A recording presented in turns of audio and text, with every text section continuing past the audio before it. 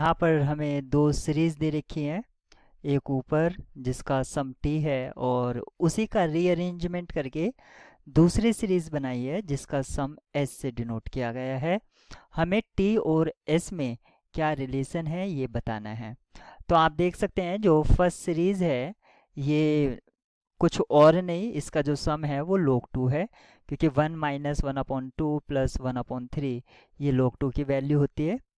और सीरीज को रीअरेंज करने से उसका सम चेंज हो जाता है, क्योंकि sequence of partial sum change हो जाता है। यानी कि आप ये ना सोचें कि जैसे 2 + 3 = 5 होता है या 3 + 2 = 5 होता है, सीरीज में भी वैसा ही होगा, क्योंकि सीरीज की कन्वर्जेंस या सम को जो डिफाइन करा गया है वो सीक्वेंस ऑफ पार्शियल सम से करा गया है। जैसे ही हम टर्म्स को आगे पीछे करते हैं तो उसका sequence of partial sum change हो जाता है, इसलिए सम में डिफरेंस आ जाता है। अब हम यहाँ पर सबसे पहले जो एस सम है उसको फाइंड आउट करने की कोशिश करेंगे। और कोशिश किस तरह से करेंगे, फर्स्ट टू टर्म्स को मैं सॉल्व करूँगा और थर्ड टर्म मैं सेम रहने दूंगा और यही सीक्वेंस को मैं फॉलो करूँगा। तो 1 - 1/2 ये मुझे देगा 1/2 - 1/4, ऐसे ही लिखा।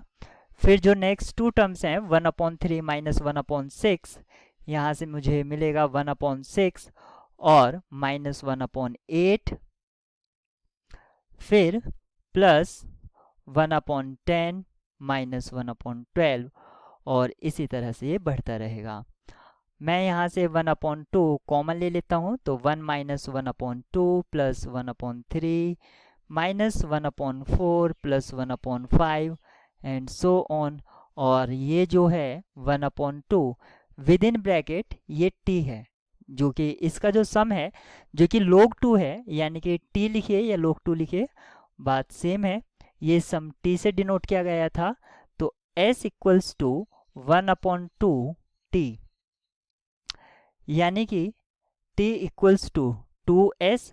और जहाँ पर s जो है, यहाँ पर s जो है नॉट इक्वल्स टू 0 है, क्योंकि हमारा log 2 0 नहीं होता है, इसलिए log 2/2 ये भी 0 नहीं होगा।